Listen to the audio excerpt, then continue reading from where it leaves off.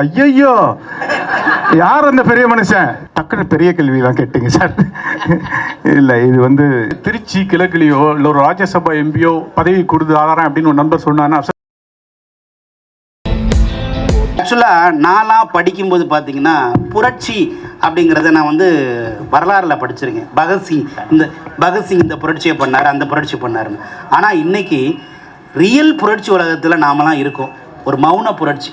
அதாவது என்னென்னு கேட்டிங்கனாக்க, லஞ்சம் இல்லாத, நினச்சே பார்க்க முடியாத, ரொம்ப டிரான்ஸ்பரண்டான ஒரு நிர்வாகத்தில் நம்ம இருக்கோம் அப்படின்னு நினைக்கும் போதே என்னமோ புல்லரிக்குது. அதை பார்க்கும்போதே என்னென்னு பார்த்தா, நீங்கள் சொன்ன மாதிரி முதல்வன் 2.0 சொன்னீங்க, நான் சர்க்கார் 2.0 அப்படிங்கிற மாதிரியே ஒரு ஃபீல் இருக்குது. இந்த மூமெண்ட் இப்போ எப்படி மாறி இருக்கு அப்படின்னு கேட்டிங்கன்னா, இந்தியா பூராமே இதை எதிர்பார்க்குறாங்க. இந்த நிர்வாகத்தை இந்தியா பூராம் இருக்கக்கூடிய ஒவ்வொருத்தரும் இது மாதிரி இருந்தால் நல்லா இருக்குமேன்றாங்க. இந்த மொமெண்ட்டை பற்றி உங்கள் ஒப்பீனியன்? இந்தியாவில் இருக்கிற ஒவ்வொருத்தரும் இதை என்ன ஆரம்பிச்சிட்டாங்க, இதை பற்றி உங்களுடைய சில சிந்தனை. சார், சிற்பம் திறக்கலாம் வாங்கன்னு சொல்லிட்டு என்ன மாட்டி விடுறீங்களே சார்? மாட்டியே விடல சார், பயங்கரமான ஆளுங்க சார், இவங்க டேஞ்சரஸ் சார். எனக்கு பயமா இருக்கு, ஒவ்வொரு வார்த்தை பேசுறதுக்கும் பயமா இருக்கு. ஆனால் நான் வந்து நண்பனா பேசல, இப்போ வந்து தமிழ்நாடு பிரஜையா பேசுறேன்.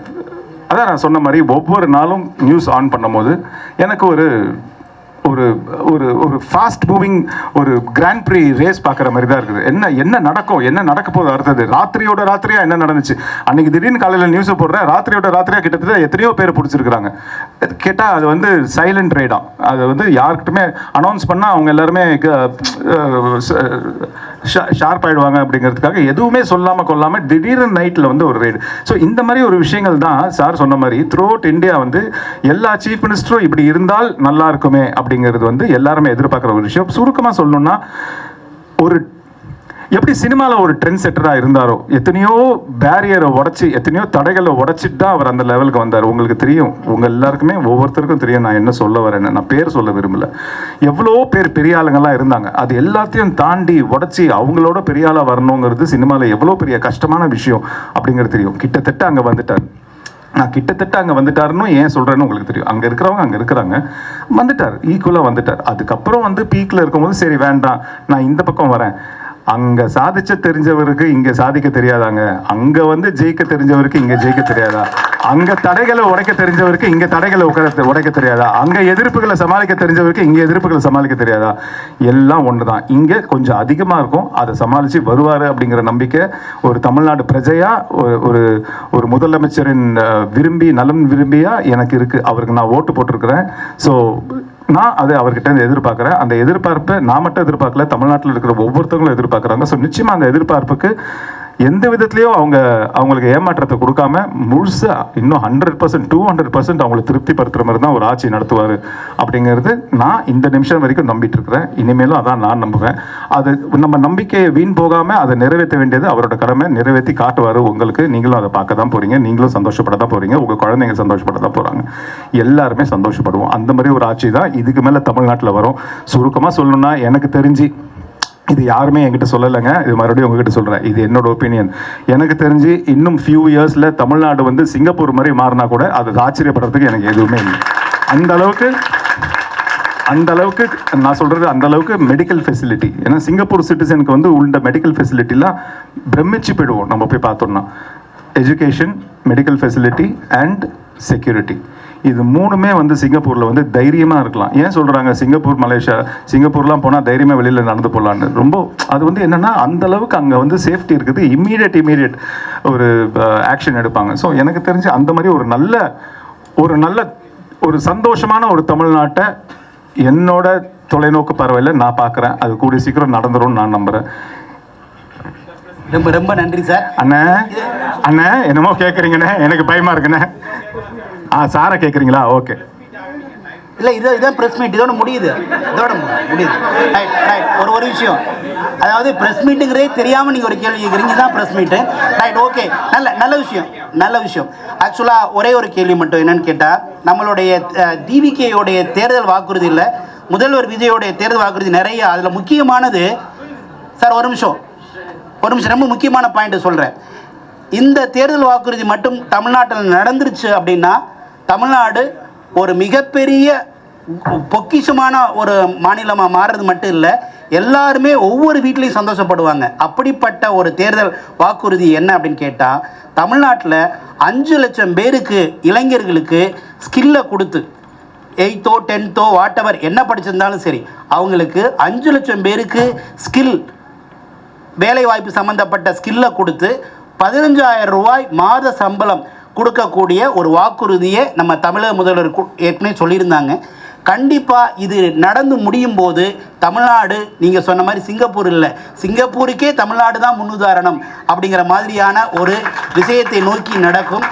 நாங்கள் அதில் ஸ்கில்லையே தான் எங்களுடைய லைஃபு பூராமே, எங்களுடைய சுவாசம் எல்லாமே ஸ்கில் தான். அப்படிங்கிறதுனால அந்த விஷயத்தில் 5 லட்சம் பேரை ட்ரெயின் பண்ணுற விஷயத்தில், வேலை வாங்கி கொடுக்குற விஷயத்தில், மாதம் 15,000 ரூபா சேலரியாக கொடுக்குற விஷயத்தில் நாங்கள் இணைஞ்சு செயல்பட ரொம்ப ஆர்வமாக இருக்கோம். அப்படிங்கிறத சஞ்சீவ் சார் மூலமாக இதை சொல்லிக்கிறதுல நான் ரொம்ப பெருமைப்படுறேன். சஞ்சீவ் சார், தேங்க்யூ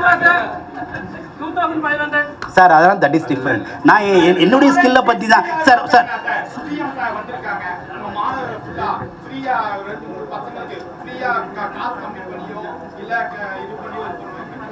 சார் நான் 100 பேருக்கு வருஷம் என்ன பண்ணுறேன்னா ஃப்ரீயாக எஜுகேஷன் கொடுத்துட்ருக்கேன். இதில் ஒரு விஷயம்.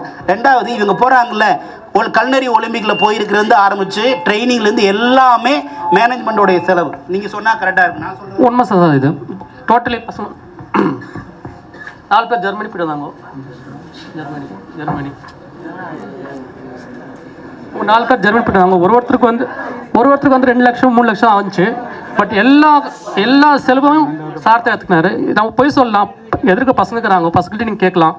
போயிட்டு வர செலவு வந்து எல்லாம் சேர்த்து 3 லட்சம் ஒரு ஸ்டூடெண்ட்டுக்கு. டோட்டல் எங்கே வந்து 11 lakhs கொடுத்தாங்க. இது போய் இல்லை, உண்மை பசங்க இருக்கிறாங்க, பசங்கள்ட்ட கேட்டு பார்க்கலாம். அதாவது இது மட்டும் இல்லைங்க, ஆக்சுவலி யாரெல்லாம் பொருளாதாரத்தில் கஷ்டப்படுறாங்களோ அவங்க பணத்தால் பாதிக்கப்படக்கூடாதுங்கிறதுனால நாங்கள் என்ன பண்ணுறோன்னா, படிக்கும்போதே பார்ட் டைம் ஜாப் கொடுக்குறோம். அதில் மாதம் 35,000 வரைக்கும் ஏர்ன் பண்ணுறாங்க. இந்த வாய்ப்பு வேறு யாருக்குமே கிடைக்காது. நாங்களும் சொல்கிறது இல்லை, இதெல்லாம் ஒரு ப்ரெஸ் மீட் வச்சு சொல்கிறது இல்லை. நீங்கள் சொன்னீங்க இதில் யாருக்காவது ஃப்ரீயாக கோர்ஸ் கொடுப்பீங்க. அது மட்டும் இல்லைங்க, அவங்களுக்கு என்ன தேவையோ எல்லாமே பார்த்துக்குறோம். ட்ராவல்லேருந்து ஆரம்பித்து, ஃபீஸிலேருந்து ஆரம்பித்து, கிட்டத்தட்ட வருஷத்துக்கு நான் எல்லாத்தையும் என்னென்னா 500 பேருக்கு மேலே நாங்கள் என்ன பண்ணுறோன்னா இந்த ஃபீஸுக்கான ஸ்காலர்ஷிப் கொடுத்துக்கிட்டு இருக்கோம். அதை வெளிப்படையாக சொல்கிறது இல்லை, அவ்வளோதான். அது பசங்க சொல்லுவாங்க. ஏன்னு கேட்டால் பசங்க இன்றைக்கி ஆள போகிறான் தமிழன். உலகம் பூரா சென்னை சமுதாய ஸ்டூடெண்ட் பெரிய பொசிஷனில் இருக்காங்க. அதுதான் எங்களுக்கு பெருமை. அப்படி வரும்போது அதை மட்டும்தான் நம்ம ப்ரொமோட் பண்ணுறோம். தேங்க்யூ. சஞ்சீவ் சார் ஏதாவது ஒரு கேள்வி சார், எங்கள் நண்பராக இருக்கனால கேட்குறோம். விஜய் சார் வந்து பொலிட்டிஷியனாக இருக்கும்போது ஒரு ட்ரெஸ் கோட் வேறு மாதிரி இருந்தது, ஒயிட் இது மாதிரி. சிஎம் ஆன பிறகு அந்த கோட் இதுக்கு மாறிட்டார். அது என்ன காரணம்? ஏதாவது உங்கள்கிட்ட சொன்னாரா? உங்களுக்கு ஏதாவது தெரியுமா ஃப்ரெண்ட் சர்க்கிளில்? அப்படிலாம் ஒரு காரணமும் இல்லை சார். அவர் வந்து ஒரு ட்ரெண்ட் செட்டர், அவ்வளோதான். இது வரைக்கும் தமிழ்நாட்டில் ஏதாச்சும் ஒரு சிஎம் அந்த மாதிரி வந்திருக்காங்களா? அவர் வராரு, அவ்வளோதாங்க. சஞ்சீவ் சார், இப்போ உங்கள் ஃப்ரெண்டு ஸ்ரீநாத் வந்து பார்த்தீங்கன்னா எலெக்ஷனில் நின்று ஜெயிச்சு எம்எல்ஏ ஆகி இப்போ மினிஸ்டரும் ஆகிட்டாரு. உங்களுக்கு அந்த வருத்தம் இருக்கா? நம்ம நிற்காம போயிட்டோமே, நம்ம மினிஸ்டர் ஆகாமல் போயிட்டோம்னு வருத்தம் இருக்கா? இல்லை சார், நான் அது கேட்கவும் இல்லை, நான் அந்த சைடு நான் போகவும் இல்லை. நம்ம வேலையை நம்ம பார்ப்போம், அவர் வேலையை அவர் பார்க்குறாரு. ஸ்ரீநாத்துக்கு அதில் இருந்து இன்ட்ரெஸ்ட் இருக்குது.